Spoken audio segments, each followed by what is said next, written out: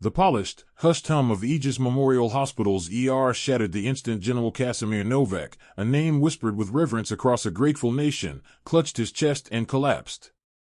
A collective gasp, then a terrified scream, ripped through the usually sterile calm. Code Blue. General Novak. The words, usually a clinical alert, now carried a unique, chilling dread. This wasn't merely a patient, this was a living monument, a nation's heart threatening to give out. Doctors, renowned for their unflappable demeanor, sprinted, their faces etched with frantic horror. A maelstrom of urgent commands, flashing lights, and the frantic dance of defibrillators consumed the space. Amidst this terrifying chaos, at the very edge of the storm, stood rookie nurse Xochitl Luna. Her small frame seemed to absorb the frantic energy without reflecting it. While experienced hands fumbled with 4 lines and monitors shrieked their grim warnings, Xochitl's dark eyes remained impossibly steady, tracking every desperate move, every missed beat. Her composure was a bizarre, almost defiant counterpoint to the impending tragedy. No one saw her, no one registered the quiet intensity of her gaze, or the subtle, knowing flicker in her expression. But within her, a different kind of war was silently brewing, a battle she was, unbeknownst to them all, uniquely prepared to win. The gleaming chrome and hushed efficiency of Aegis Memorial Hospital usually projected an aura of serene invincibility. It was a cathedral of cutting-edge medicine, where precision was worshipped and human error was a whispered heresy. But that morning, the calm shattered. The arrival of General Novak had ripped a hole in the fabric of their meticulously managed world, exposing raw, human panic. And strode Dr. Hiroki Sato, a man whose reputation preceded him like a meticulously tailored shadow. His surgical scrubs were impossibly crisp, his dark hair slicked back with an almost artistic precision. A brilliant mind, undeniably, but one encased in a formidable shell of arrogance. He moved with the confident swagger of a maestro arriving to conduct an orchestra, his eyes already dissecting Novak's failing form, calculating odds, formulating a strategy.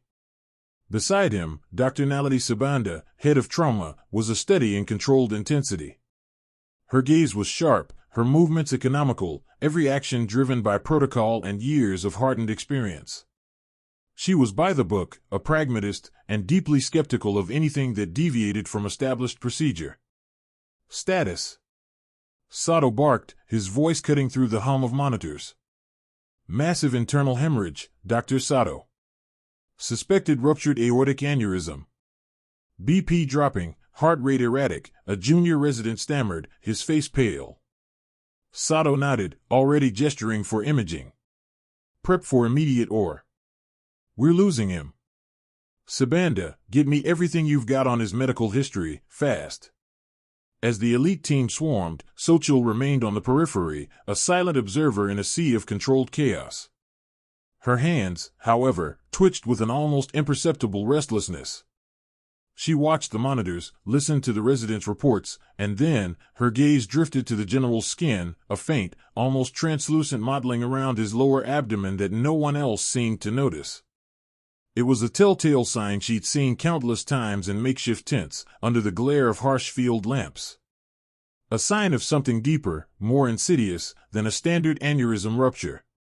The distribution of the ecchymosis, Xochitl murmured softly, barely audible above the rising clamor. Her voice was hesitant, accustomed to being unheard. It suggests a wider facial plane involvement, perhaps, a more diffuse rupture, or a secondary site. Dr. Sibanda, already focused on drawing up medication, paused. Her head tilted, not in curiosity, but in annoyance. She spun to face Xochitl, her brow furrowed. Nurse Luna, please focus on your assigned duties. Dr. Sato and I have already identified the primary issue. We do not need speculative diagnoses from a rookie. Her tone was a polite but firm dismissal, a thinly veiled warning to know her place. Xochitl's cheeks flushed, but her eyes, those impossibly steady dark eyes, flickered back to the general. She knew what she saw. She knew the urgency. But Dr. Sibanda, if it's more diffuse, the surgical approach might need to be modified immediately. A traditional clamp might not. Sato, overhearing, scoffed, a short, sharp sound of irritation. He didn't even turn from the MRI screens. Nurse Luna, in this hospital, we follow established protocols, not intuition. The general's life is hanging by a thread. I'm quite certain I don't require a bedside diagnosis from someone who barely knows the difference between a scalpel and a tongue depressor. The insult was delivered with surgical precision, designed to cut deep in silence. A ripple of suppressed snickers went through the junior staff, eager to align themselves with the reigning authority. Xochitl's jaw tightened. The words were a familiar sting. She was just a rookie, a name on a badge, another replaceable cog in the vast, gleaming machine. Her heart hammered with a desperate urgency. She could feel the subtle tremors in her hands, a stark contrast to her outwardly serene composure. The quiet war inside her intensified, the desire to speak, to share knowledge that could save a life, clashing with the rigid walls of hierarchy and the painful memory of past dismissals. But as the seconds ticked by, Novak's condition worsened. The readings on the monitors dipped lower, faster than Sato or Sibanda seemed to anticipate. His blood pressure, which they thought they were stabilizing, continued its relentless decline. A quiet alarm began to sound, a low, insistent beat that spoke of imminent collapse. Sato frowned, a line appearing between his perfectly sculpted brows. Sibanda's usually impassive face creased with concern. Xochitl's gaze, unblinking, never left the general. She watched as his skin turned a faint, ashen gray. The mottling was subtly spreading. Her previous observation, so swiftly dismissed, was now screaming for attention, a silent prophecy unfolding before their eyes. The tension in the ER stretched taut, like a wire pulled to breaking point. And still, no one saw the quiet dread in Xochitl's steady eyes, or the profound, terrible certainty that she alone held. The low, insistent beep of the alarm in the ER intensified, a relentless siren cutting through the sterile air. It wasn't just a warning anymore, it was a desperate plea. General Novak's heart rate was a frantic tattoo against a backdrop of plummeting blood pressure, his skin growing chalkier, the telltale mottling Xochitl had observed spreading like ink across parchment. The faint ashen gray had deepened to a waxy pallor, and his breathing, once labored, was now alarmingly shallow, barely stirring the folds of his hospital gown. Dr. Sato, usually a portrait of unshakable surgical resolve, felt the first tremor of genuine panic. His fingers, known for their balletic precision, trembled almost imperceptibly as he adjusted the oxygen mask. More fluids. Push another unit of blood, now. His voice, typically measured, cracked with a barely disguised edge of desperation. Beside him, Dr. Sibanda barked orders for new labs, her gaze flitting between the monitor and the general's rapidly failing form. They were brilliant, acclaimed, but they were in the pristine, controlled environment of Aegis Memorial, not a makeshift field hospital. The sheer, savage speed of Novak's decline was baffling them, pushing them beyond their protocols. They were losing him, and they didn't understand why their interventions weren't working. Xochitl, a phantom amidst the rising chaos, watched. Her heart, though calm, ached with a terrible recognition. This wasn't just a rupture, it was a cascade failure, a vessel tearing so violently that the body's compensatory mechanisms were being overwhelmed before they could even begin. Her quiet dread sharpened into a certainty so profound it felt like a physical weight in her chest. The doctors were chasing symptoms, not the source. They were treating a leak when it was a dam about to burst. His peripheral perfusion is collapsing, Xochitl murmured, almost to herself, her voice barely a whisper against the rising din of medical jargon and frantic commands. Her eyes were fixed on the general's nail beds, now starkly cyanotic. The initial tear, it must be larger, or a different type. It's not just a slow bleed they can transfuse against. We're losing the central pressure faster than we can replace it. Sato, distracted and frustrated, waved a dismissive hand without turning. Nurse, we're well aware of the situation. Continue 4-axis, ensure rapid infusion. His tone was tight, a thinly veiled dismissal of an observation he considered obvious, or worse, unhelpful. Sibanda, too engrossed in coordinating a fresh batch of tests, didn't even register Xochitl's words. The sheer volume of expertise in the room, the ingrained hierarchy, ensured that a rookie nurse's soft voice would simply be absorbed by the rising tide of urgency from senior staff. Then, with a sickening abruptness, the relentless beeping flattened. The line on the monitor that represented Novak's heart rate went straight, replaced by a single, agonizingly drawn-out tone. A collective gasp rippled through the ER. "He's flatlining," someone shouted, the word laced with terror. A cold, visceral fear gripped the room. General Casimir Novak, the legendary war hero, revered and seemingly invincible, was dying. Sato's face went ashen, his previous frustration replaced by a stark, terrifying urgency. "Paddles! Epinephrine! Get him on the table, now!" His voice was a guttural command, the carefully constructed facade of control shattering. This was no longer just a complex case, it was a full-blown catastrophe, spiraling out of their grasp. As the team scrambled, the air thick with the scent of adrenaline and ozone, Xochitl stepped forward, her movement precise, her composure almost chilling amidst the pandemonium. Her eyes, sharper than any diagnostic scan, had seen this specific type of catastrophic collapse before, in makeshift tents under artillery fire. "Dr. Sato," she said, her voice clear, cutting through the clamor like a scalpel. "The aortic branch. It's not just ruptured, it's dissected, rapidly. A conventional repair won't hold. We need to go for a proximal clamp immediately, before stabilization. Bypassing the distal tear won't work, the entire lumen is compromised. It's a full dissection, not just a burst." Sato froze, his hand already reaching for the defibrillator paddles. He stared at her, not seeing the wisdom in her words, but the audacity of a rookie nurse speaking so directly, so unconventionally, to a chief surgeon in a moment of near-death emergency. "Nurse Luna," he snapped, his voice sharp with authority and fear, "we follow protocol. This isn't the time for speculative diagnoses. Now, clear the area." Sibanda, pushing through with the crash cart, spared Xochitl a fleeting, exasperated glance, a silent reprimand for her perceived insubordination. The idea of bypassing initial stabilization, of immediately clamping a proximal artery without full diagnostic confirmation, flew in the face of everything they had been taught at elite medical schools. It was reckless, unheard of, borderline insane. But Xochitl didn't flinch. Her gaze remained unwavering, fixed on the dying general, then briefly, piercingly, on Sato's frantic eyes.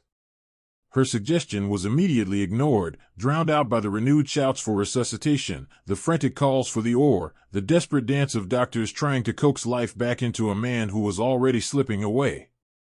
She merely stepped back, her jaw tight, a grim certainty etched onto her features.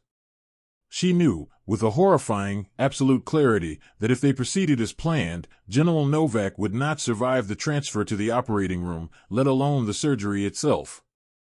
"Doesn't Xochitl's quiet certainty resonate with you?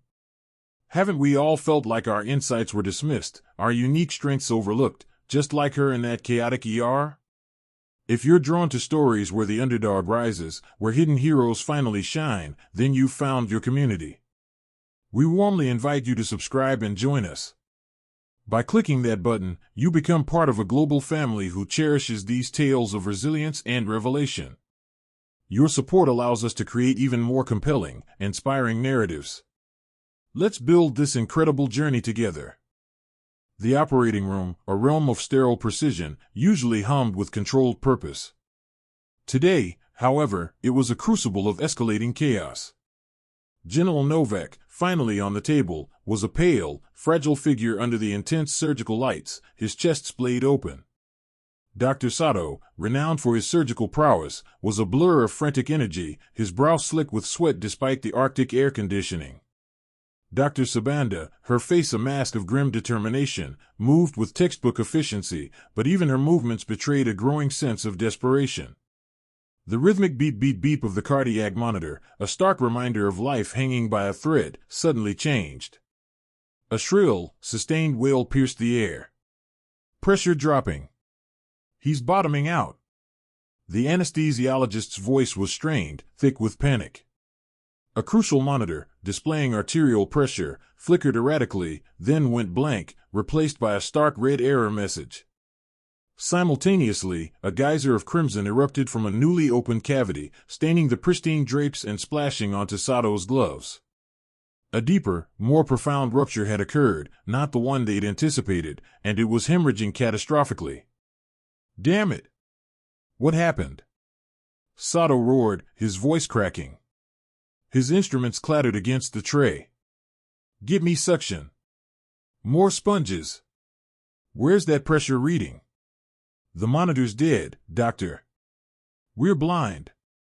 A junior resident stammered, fumbling with cables. Panic, a cold, insidious fog, began to permeate the room. The carefully constructed facade of professional calm shattered. Nurses exchanged wide-eyed glances. Sibanda barked orders, but her voice held a tremor, her precise movements faltered. They were losing him, and they were losing control. This wasn't a standard complication, it was a disaster. The war hero, a man who had faced down bullets and bombs, was about to be lost to a broken machine and an unforeseen internal betrayal. Fear, raw and undeniable, tightened around every throat. In the midst of the escalating frenzy, Xochitl Luna stood like an immovable rock in a churning current. Her heart hammered against her ribs, but it wasn't from fear of the immediate medical crisis. This, the desperate scramble, the unexpected rupture, the failing equipment, this was familiar terrain. Her mind, honed by the brutal exigencies of makeshift field hospitals, saw not chaos, but a problem with an unconventional solution. The internal battle was raging, not for Novak's life, but for her own soul. The rookie nurse, the quiet observer, was dying, giving way to the medic she had buried deep within. To intervene was to betray every rule, every protocol, every carefully constructed barrier she'd erected between her past and present.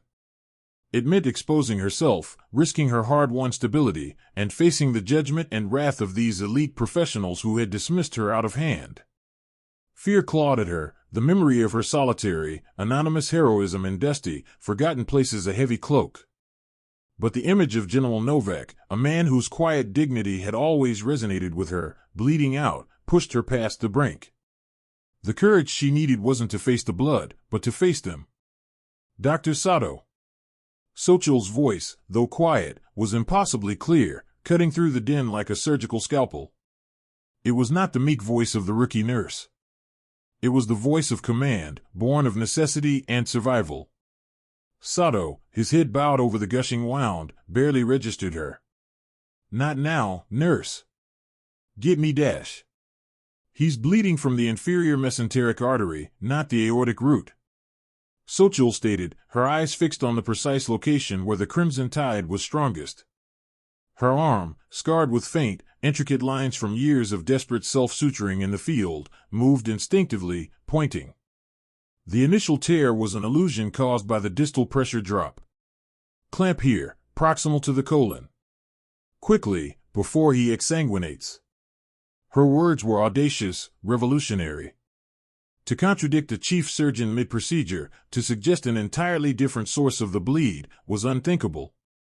Sibanda stared, aghast. The anesthesiologist paused, syringe halfway to a port. The room went unnaturally quiet, the only sound the sickening gurgle of blood. Sato finally looked up, his eyes wild with a mixture of disbelief and utter despair. "What are you talking about, nurse?" "That's entirely." "There's no time, doctor." Xochitl didn't shout, but her tone was absolute, radiating an authority that silenced all protest. "Your current approach will only accelerate the hemorrhage. Trust me. Clamp the IMA now." Her eyes, usually downcast, now burned with an intensity that held Sato's gaze. In that moment, the transformation was complete. The humble rookie was gone, replaced by a warrior healer, her quiet strength finally unmasked. The weight of her past, the burden of her secret, had vanished, replaced by an urgent, terrifying certainty. She had chosen. The emotional risk was immense, her career potentially forfeit, but the choice to save a life had always been, and would always be, her immutable truth. Sato's hand, which had been frozen in disbelief, now moved with a jolt of desperate energy. The image of General Novak flatlining, the desperate gurgle of blood, Xochitl's absolute command, it all conspired to shatter his practiced composure. He didn't understand, not truly, but the alternative was a certainty he couldn't face. "Clamp the IMA," he echoed, a tremor in his voice, his eyes still wide with a mix of fear and utter bewilderment. The scrub nurse, equally stunned, fumbled but quickly handed him the appropriate clamp. Sato, his fingers clumsy with a surgeon's rare uncertainty, secured it. The effect was not immediate, but the monitor's frantic alarm lessened its urgency by a fraction, a barely perceptible shift in the vital signs. It was enough. Enough to give Xochitl the fractional pause she needed to seize control. "Scalpel, doctor." "A wide incision here," Xochitl directed, pointing with a gloved finger to a precise, unexpected spot on the general's abdomen, away from the already compromised site. Her voice was low, devoid of any tremor, a stark contrast to the thrumming anxiety in the room. "Not for the primary lesion. For a bypass. We need to divert pressure from the primary rupture, immediately." Dr. Sato stared, aghast. A bypass? "Nurse, that's highly irregular. We don't have the equipment for an auxiliary line, not safely in this environment. And the risk of doing nothing is absolute, doctor. The artery will burst completely within minutes. We make the equipment." Her eyes, though focused on the surgical field, seemed to pierce Sato's very soul. "Prepare a sterile large-bore feeding tube. Cut off both ends. We will use it as a makeshift shunt." A stunned silence fell. Dr. Sibanda, who had been observing with a mix of outrage and morbid fascination, finally spoke, her voice laced with incredulity. "A feeding tube? Luna, are you insane? That's not sterile, not rated for pressure, it's a direct route to infection and immediate failure." Xochitl didn't even glance at her. "It's what we have, doctor.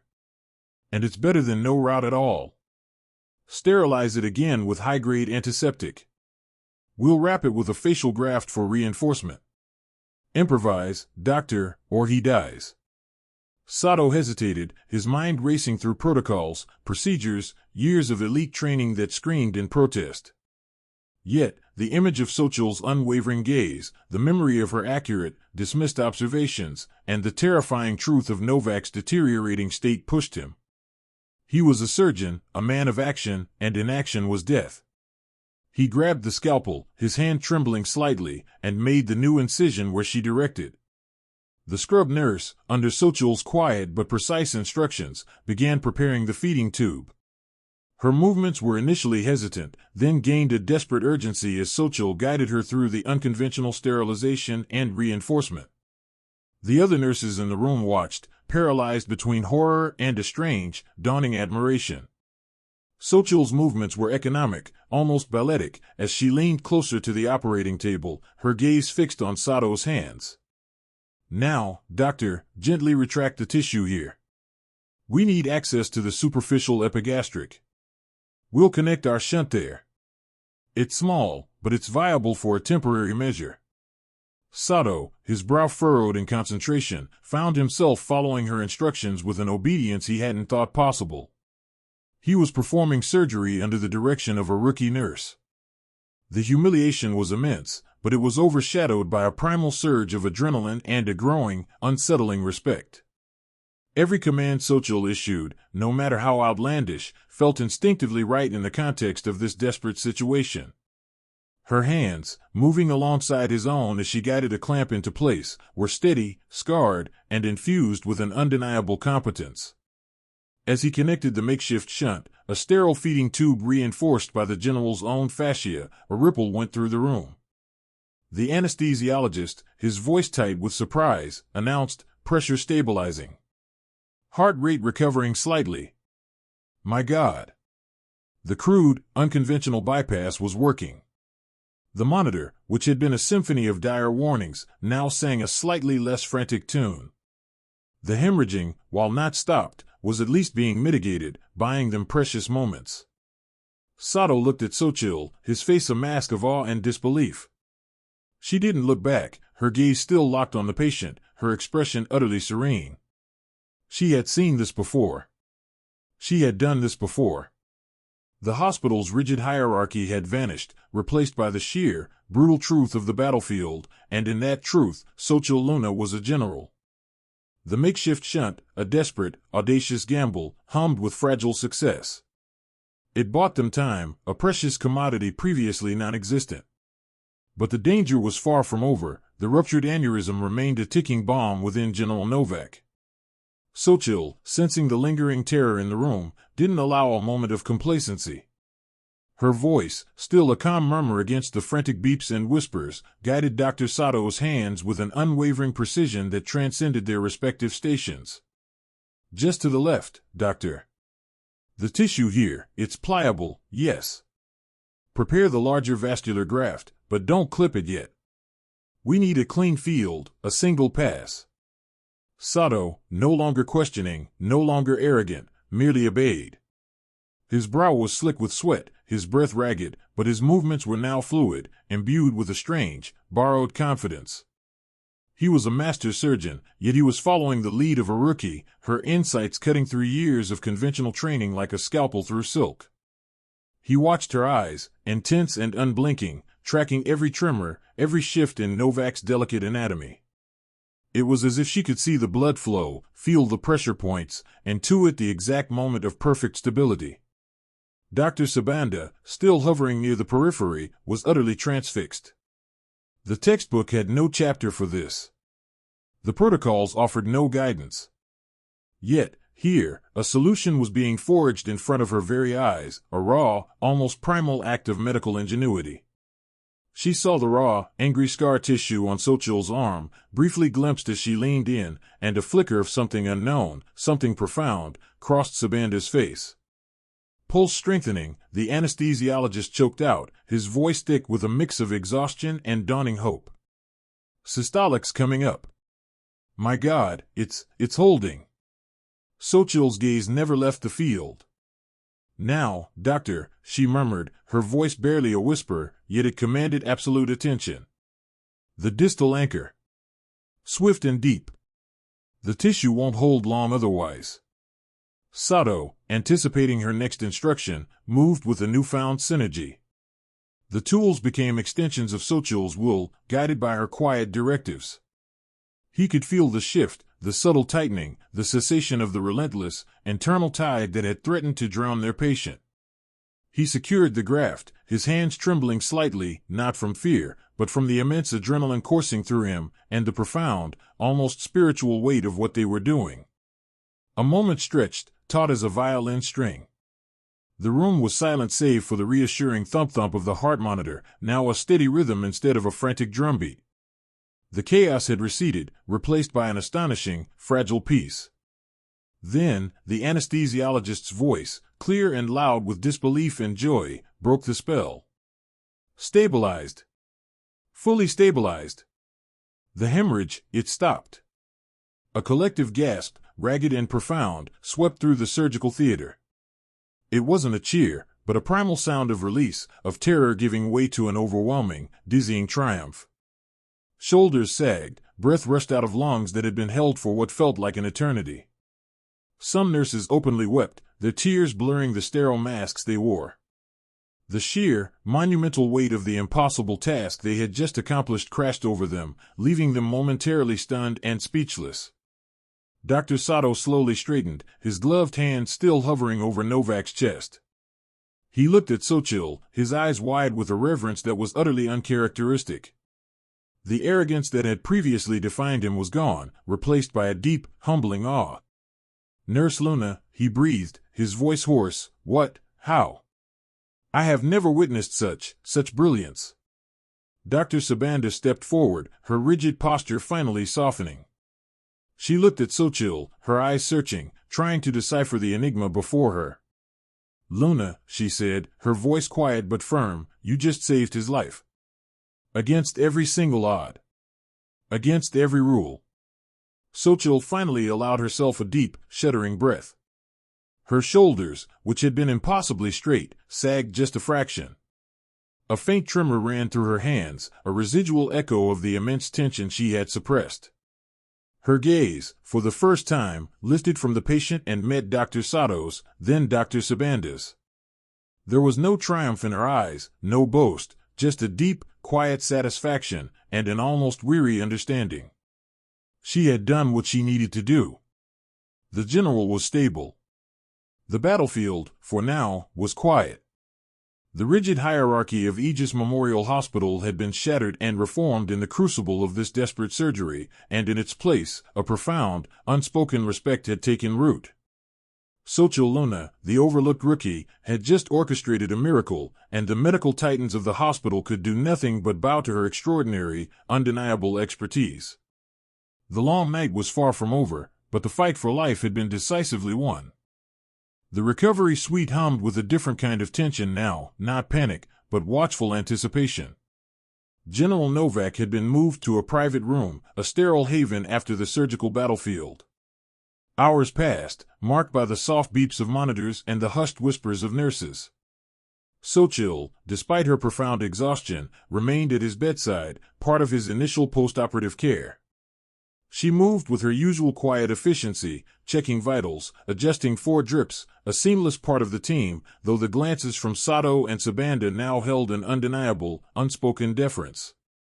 Then, a flicker. General Novak's eyelids trembled, then slowly, painstakingly, lifted. His eyes, the color of a stormy sea, unfocused at first, drifted across the sterile ceiling. A collective intake of breath from the small group gathered, Dr. Sato, Dr. Sibanda, and Xochitl, discreetly near the head of the bed. Novak blinked, trying to clear the haze of anesthesia. His gaze drifted, vague and searching, until it landed on Xochitl. Her dark hair was pulled back, a few wisps escaping. Her scrub top, though clean, bore the creases of a long, desperate night. She met his gaze directly, her expression calm, professional, yet holding a flicker of the immense relief she felt. A faint furrow appeared between the general's brows. He frowned, a ghost of confusion. His eyes didn't just see her, they seemed to study her, piecing together an image from a forgotten memory. His gaze dropped, not to her face, but to her left forearm, where her sleeve was slightly pushed up as she instinctively rested a hand on the bed rail. There, from just below her elbow to her wrist, were 2 distinct lines, pale, silvered scar tissue, raised slightly. Old, expertly healed, but unmistakably the result of precise, deep incisions. A barely audible gasp escaped Novak's lips. His eyes widened, not in pain, but in stark, sudden recognition. The confusion vanished, replaced by an expression of profound, almost sacred, understanding. He tried to lift a hand, a weak, trembling gesture toward her. The whisper surgeon, he rasped, his voice hoarse, a mere echo of its former commanding tone. The one, from Kandahar. The words hung in the sterile air, heavy with a history only just unearthed. Dr. Sato, leaning forward with cautious optimism, froze. Dr. Sibanda's usually impassive face contorted into disbelief. They stared at Xochitl, then at the general, then back at Xochitl, their minds scrambling to process the impossible connection. Xochitl's eyes flickered, a faint blush rising on her cheeks. She didn't deny it, couldn't. Her shoulders, which had finally relaxed, tensed imperceptibly. Her gaze dropped, not out of shame, but out of a deep-seated humility that shunned the spotlight. She simply gave the general a small, almost imperceptible nod. It was a silent acknowledgement, confirming a truth none of them could have conceived. Kandahar? Dr. Sibanda breathed, her voice barely a whisper. General Novak, are you certain? Novak, despite his weakness, managed a firm, resolute nod. His eyes, still fixed on Xochitl, shone with a raw, powerful emotion. She saved my life, he said, his voice gaining a fraction of strength, each word a hammer blow against the rigid walls of their understanding. Years ago. Embedded field hospital. Chaos. Shrapnel. Everywhere. No supplies. No hope. Everyone said I was gone. But she. He paused, taking a shaky breath, his eyes tracing the scars on her arm again. She knew. She saw. She operated. His gaze found Xochitl's again, softer now, filled with an overwhelming gratitude that transcended rank and time. With whatever she had. Makeshift. Precise. A ghost in the chaos. He looked at the stunned faces of Sato and Sibanda. She worked on me. She cut me open, and she put me back together. These, he said, indicating her scars, are from when the tent collapsed mid-surgery. She didn't flinch. Just kept working. And now again. The silence that followed was absolute, punctuated only by the rhythmic beeps of the heart monitor. It was a silence filled with shattered preconceptions, splintered hierarchies, and the dawning of an astonishing truth. The quiet, unassuming rookie nurse, who had been dismissed, then grudgingly respected, was not merely skilled. She was a legend. A whispered myth made flesh. Dr. Sato's face, usually so composed, was a mask of utter astonishment. He looked at Xochitl, really looked at her, and suddenly, everything clicked into place. Her unnerving calm, her intuitive grasp of complex trauma, the almost supernatural precision of her movements, her audacious suggestions, it all made perfect, terrifying sense. This wasn't just a nurse who'd risen to the occasion, this was the embodiment of battlefield surgical genius, forged in the crucible of impossible conditions. Dr. Sibanda, too, was speechless, her clinical skepticism utterly obliterated. She saw not just the scars on Xochitl's arm, but the depth of character they represented, resilience beyond measure, a heart dedicated to saving lives against all odds, a profound, almost spiritual connection to healing itself.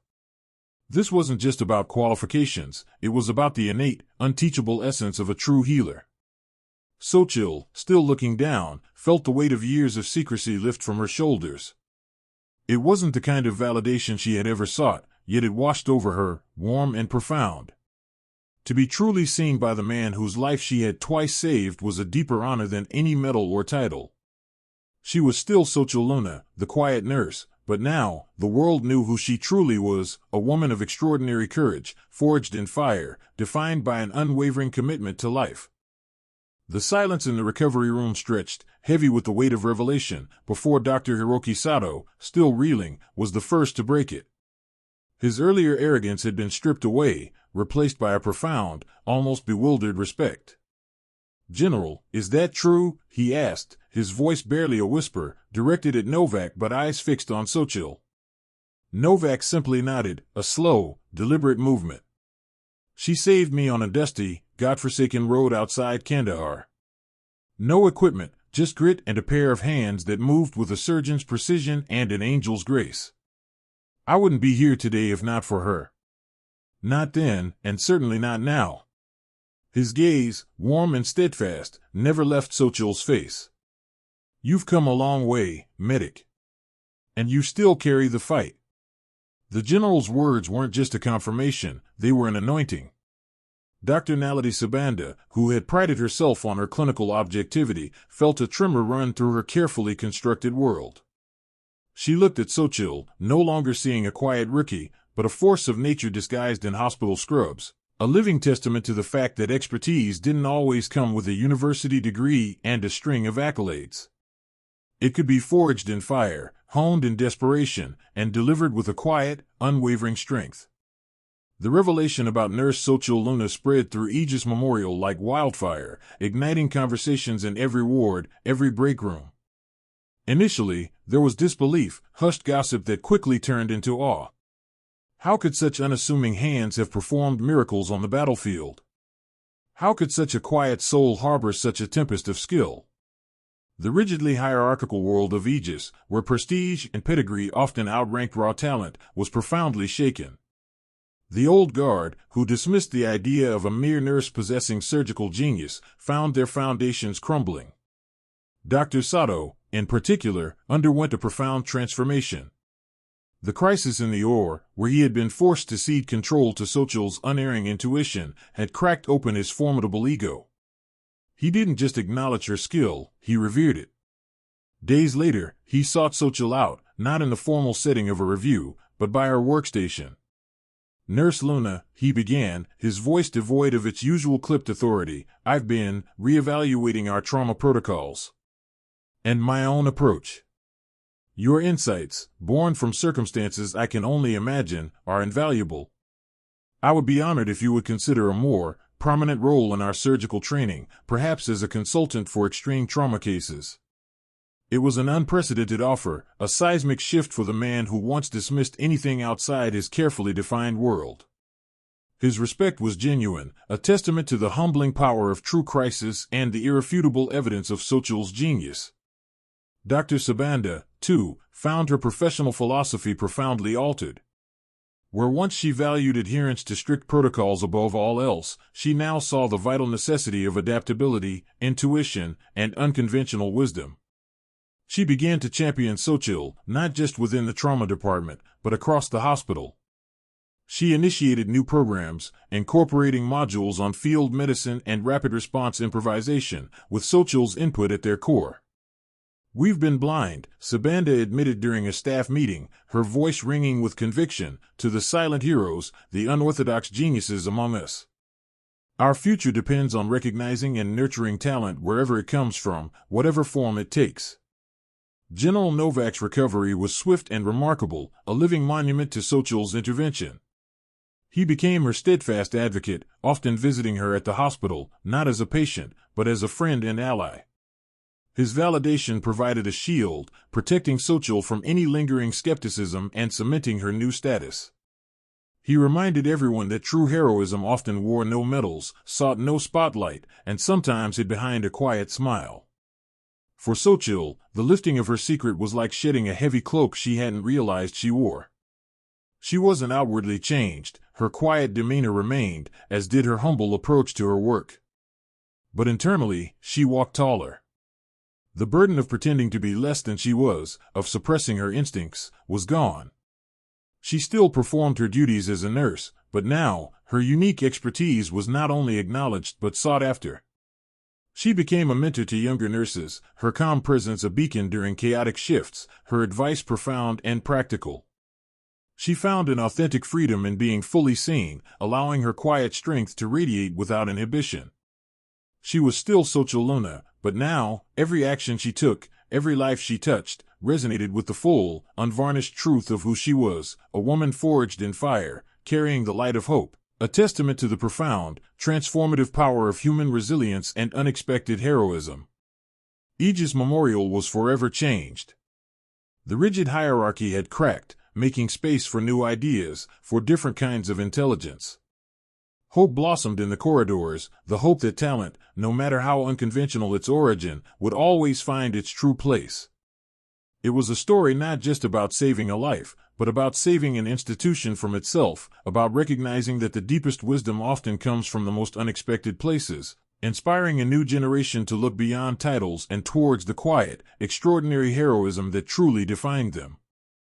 Xochitl's journey reminds us that the most profound wisdom and extraordinary courage often reside in the most unexpected places, challenging us to look beyond the surface.